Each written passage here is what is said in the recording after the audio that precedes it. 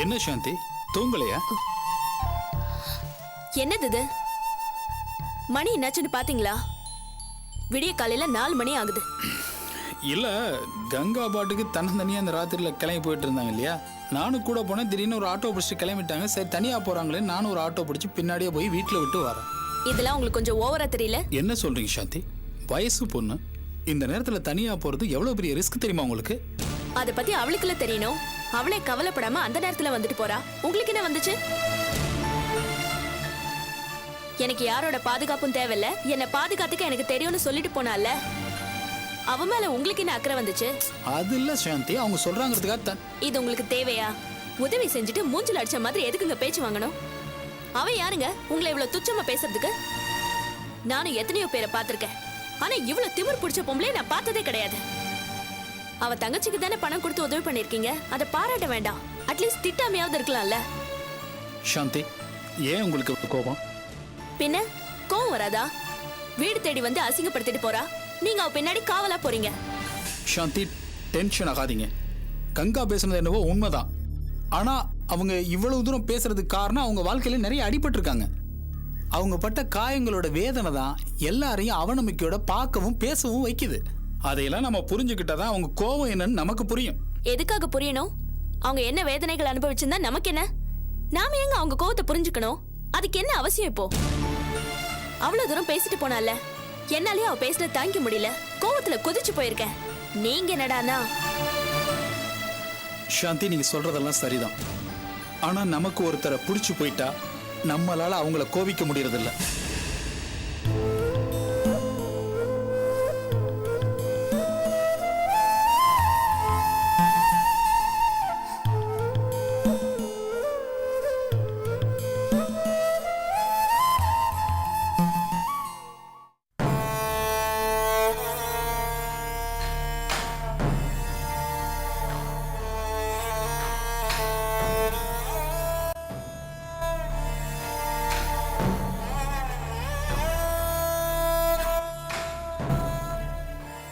Karthik, Karthik, Karthik, Karthik, Karthik, mister Karthik.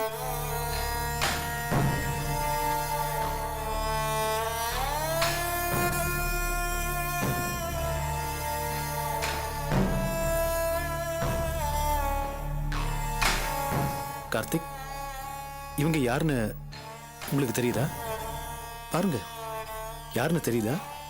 Karthik, நல்லா பாருங்க.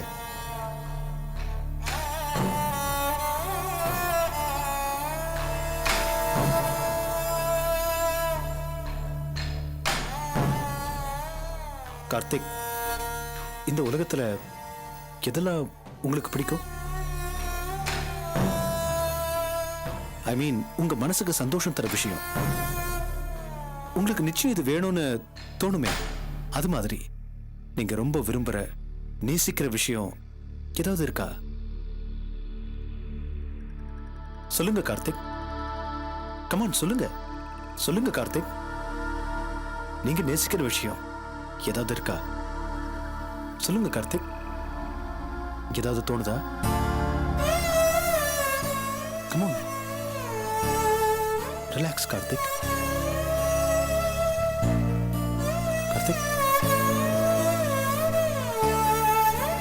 Karthik, come on, try. யோசிச்சு பாருங்க, உங்களால முடியும். Just try to recollect. இதுவா? Come on, Karthik, come on, சொல்லுங்க. Can you hear me? Come on, Karthik, come on. Come on, come on. Yes, yes, yes, yes.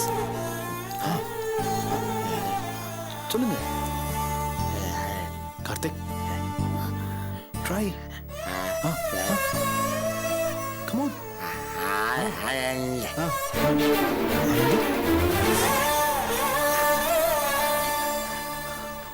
ஆலந்து. Come on, அதுக்கு மேல. அப்புறம் ஆனந்தி, அதுக்கப்புறம் கமான் கமான் கமான் கார்த்திக்.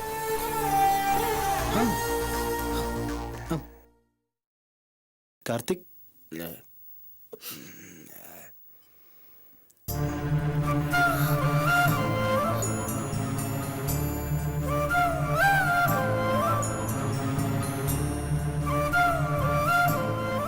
பாத்தீங்களா ஆனந்தி, இந்த கார்த்திக் இருக்காரு, இவர் உங்க மேல வச்சிருக்கிறது வெறித்தனமான அன்பு. கடுமையான வார்த்தையில சொல்லணும்னா மிருகத்தனமான அன்பு. இந்த மாதிரி அன்பு வைக்கிறது ரொம்ப எக்ஸ்ட்ரீமான ஒரு மனநிலை. நம்ம பொதுவா பேச்சுவாக்குல சொல்லுவோம் இல்லையா, பைத்தியக்காரத்தனமான அன்பு வச்சிருக்கான்னு. இதுதான் ஆனந்தி அது. தான் நேசிக்கிற விஷயத்துக்காக எந்த எல்லைக்கும் போகக்கூடிய ஒரு விசித்திரமான புத்தி உள்ளவங்க இந்த மாதிரி ஆளுங்க. இவரு சரியாயிடுவாரா? இவரை குணப்படுத்துறது சாத்தியமா? முடியாதுன்னு சொல்ல மாட்டேன், குணப்படுத்தலாம். ரொம்ப மெனக்கடணும், சிரமப்படணும். அவரோட மனசு எரிமலை மாதிரி கொந்தளிச்சிருக்கு. அதுல அலக்கழிக்கப்பட்ட அவரோட நினைவுகள் குழம்பி போய் குழப்பத்தோட உச்சத்துல அவர் அப்படியே பிளாங்கா இருக்காரு. அவரோட மனசு ஒரு வெத்து பேப்பர் மாதிரி, எந்தவித நினைப்பும் இல்லாம கிளீன் ஸ்லேட். அதுல ஒரே ஒரு பேர் மட்டும் நிக்குது, ஆனந்திங்கிற பேர். ஆனந்திங்கிற பேர் தனக்கு ஆனந்தியை பிடிக்கும், ஆனந்தி தனக்கு முக்கியங்கிறது மட்டும் கார்த்திக்கோட சப்கான்ஷியஸ் மைண்ட்ல ஆழமா பதிஞ்சிருக்கு. ஒரு டாக்டரா எனக்கு என்ன தோணுது அப்படின்னா, நீங்க அவருக்கு உதவியா இருந்தா அவர் சீக்கிரம் ரெக்கவர் ஆக வாய்ப்பு இருக்கு. அவர் ஞாபகத்துல அழியாம இருக்கிற அந்த ஆனந்திய அவர் முழுசா அடையாளம் காண முடிஞ்சிட்டா அவர் குணமாயிடுவாரு. இவர் குணமாகணும் மகேஷ், அதுக்கு நான் நிச்சயமா உதவுவேன். ஆனா இவரை நான் எங்க தங்க வைக்கிறதுன்னு That's not a problem. எனக்கு தெரிஞ்ச ஒரு ஹோம் இருக்கு, அங்க வேணா நான் பேசி கார்த்திகை தங்க வைக்க ஏற்பாடு பண்றேன். இவரை கவனிக்கிறதுக்கு தனியா ஒரு நர்ஸை வேணா அப்பாயிண்ட் பண்ணிடலாம். ஓகே, இவரை நிச்சயம் குணப்படுத்த முடியும்ல? நிச்சயமா, தொடர்ச்சியான ட்ரீட்மெண்ட்ல அவரை குணப்படுத்திடலாம். உங்களோட ஒத்துழைப்பு அதுல ரொம்ப முக்கியம், பொறுமை அதை விட முக்கியம். இந்த மாதிரி பேஷண்ட்ஸ் கிட்ட நம்ம ரொம்ப ரொம்ப பொறுமையோட இருக்கணும். நான் கண்டிப்பா உங்களோட கோஆபரேட் பண்ணுவேன். ஆனா ஒரு சின்ன ரிக்வெஸ்ட். என்ன? இவர் சம்பந்தப்பட்ட எந்த விஷயமும், நீங்க இவர் கொடுக்க போற ட்ரீட்மெண்ட்டும் எங்க வீட்டுக்கு தெரிய வேண்டாம். இந்த விஷயம் நம்ம 2 பேருக்குள்ள இருக்கட்டும். Okay, thanks.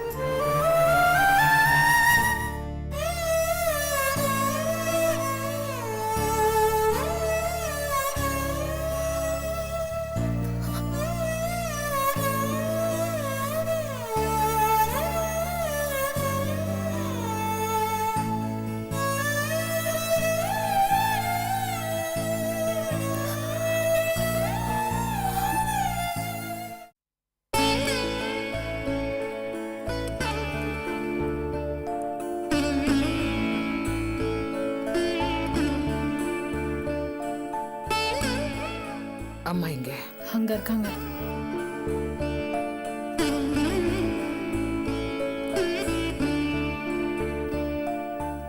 சாரதா,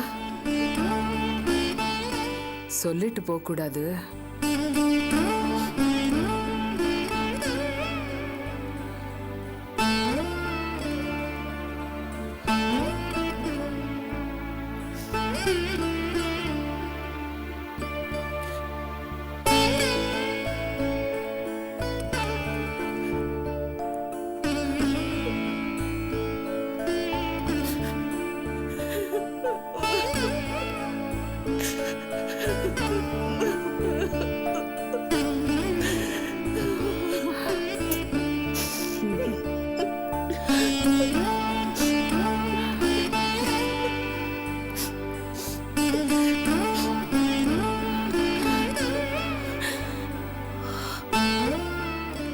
அபி,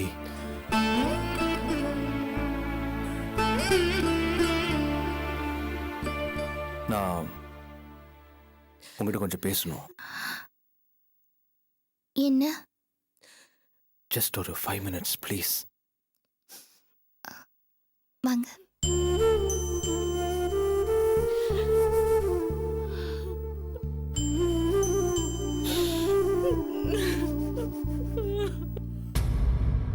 ஏதோ பேசணும் நீங்க.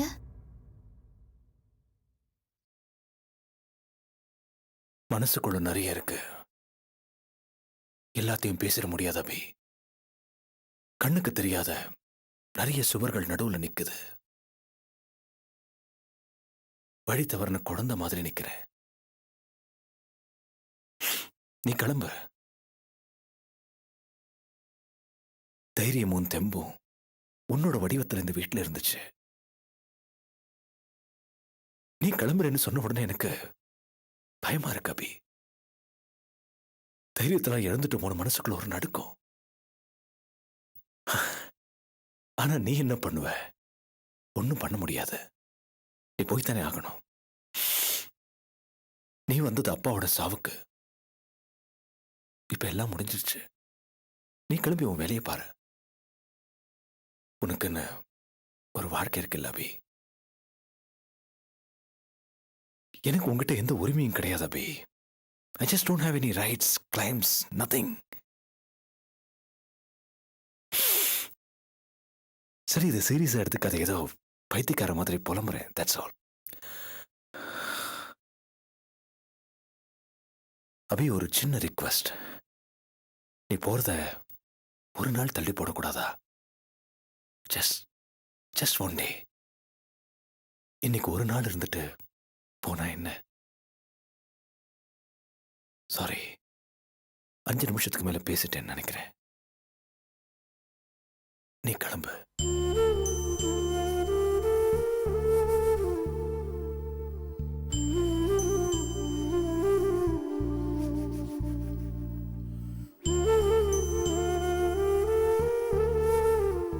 போலாமா?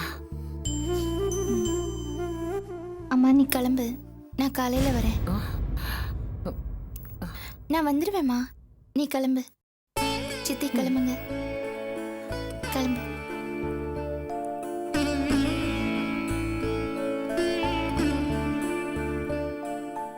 தேங்க்ஸ் அபி. நான் காலையில கிளம்புறேன்.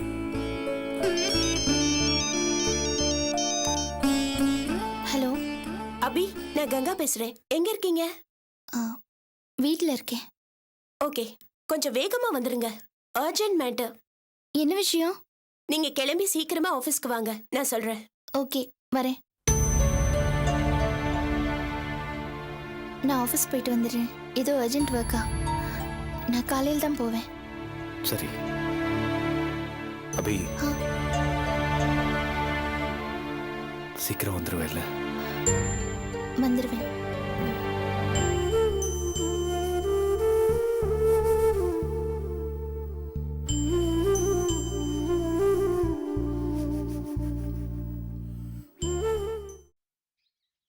மிஸ் ஆனந்தி, இந்த ஹோம் வசதியானவங்க அவங்க வயசான காலத்துல நிம்மதியா தங்கறதுக்காக ஏற்படுத்தப்பட்ட ஹோம்.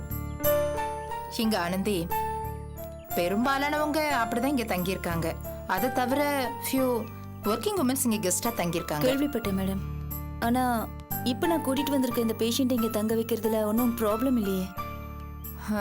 நான் ஒரு டாக்டரா இருந்தாலும் இந்த மாதிரி ஒரு ஹோம் நடத்துறதுல எனக்கு ரொம்ப சந்தோஷமும் நிம்மதியும் கிடைக்குது.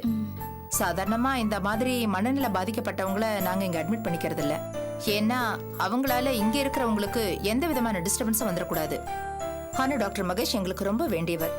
அவர் சொன்ன ஒரே காரணத்துக்காக தான் நாங்க அவரை சேர்த்துக்கிறோம். அவர் இங்கே தங்கிக்கலாம். ஆனா ஒரு கண்டிஷன், நீங்க அட்லீஸ்ட் 2 நாளைக்கு ஒரு தடவையாவது இங்க அவர் வந்து பாத்துக்கணும். கண்டிப்பா நான் வந்து பாக்குறேன் மேடம். டாக்டர் மகேஷ் ஸ்பெஷலா ஒரு நர்ஸை கூட அப்பாயிண்ட் பண்ணிருக்காருல்ல? ஆமாமா, அவங்க கூட இருந்து அந்த பேஷண்ட்டை பத்திரமா பாத்துப்பாங்க. அது மட்டும் இல்லாம நானே இங்க அடிக்கடி வந்து அவரை பாத்துப்பேன். ஏன்னா என் பொறுப்புல தான் அவரை கூட்டிட்டு வந்திருக்கேன். So you don't have to worry.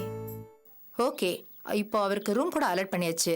அவர் இங்கே தங்கிக்கலாம். ஓகே. நீங்க போய் பாருங்க, ஏதாவது வசதி வேணும்னு சொல்லுங்க, பண்ணி கொடுக்குறோம். இல்ல மேடம், நீங்க இந்த வசதி பண்ணி கொடுத்ததே பெரிய விஷயம். ரொம்ப தேங்க்ஸ். நான் அவரை போய் பார்க்கறேன், அப்படியே கிளம்புறேன். ஏதாவது தேவைன்னா உங்ககிட்ட அப்புறமா சொல்றேன். ஓகேம்மா, தேங்க்யூ மேடம். வாங்க.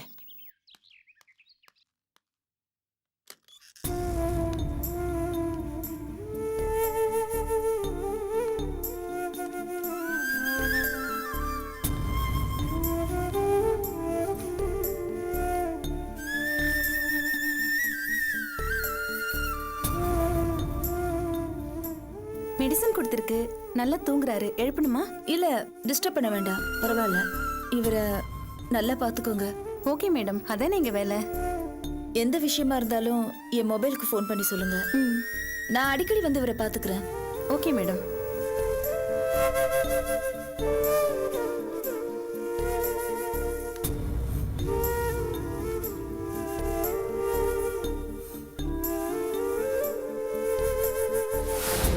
இந்த இடத்துல நீங்க சிரிப்பீங்கன்னு எதிர்பார்த்தேன்.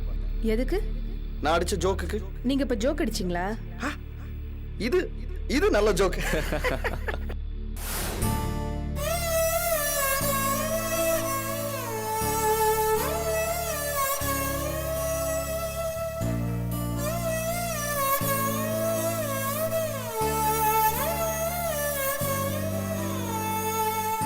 வரேன் சிஸ்டர். Okay madam.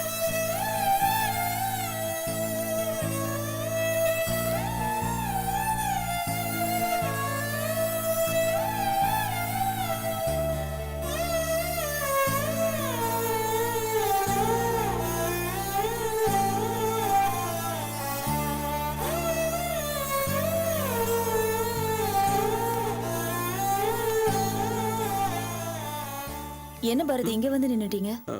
சும்மாதான். போலாமா? போலாம். அன்னைக்கு ராமேஸ்வரம் கிளம்புறதுக்கு முன்னாடி ஒரு விஷயம் சொல்றேன்னு சொன்னீங்க. அங்க வந்து சொல்லல. என்ன விஷயம்? அன்னைக்கு இருந்த சூழ்நிலையில சொல்ல முடியல. சரி பரவாயில்ல, இப்ப சொல்லுங்க. இல்ல வேண்டாம், சும்மா சொல்லுங்க பாரதி. இன்னொரு தடவை சொல்றேனே. எதுவா இருந்தாலும் சொல்லுங்க, ஏன் தயங்குறீங்க? அதான் சொன்னேனே ஆனந்தி, நான் அப்புறம் சொல்றேன். என்ன விஷயம்னு கேக்குறேன், அப்புறம் சொல்றேன்னு சொன்னா என்ன அர்த்தம்? சொல்லுங்க. இப்போ பேசுற நிலைமையில நான் இல்ல. ப்ளீஸ் என்ன கம்பல் பண்ணாதீங்க. ஓகே. வரேன்.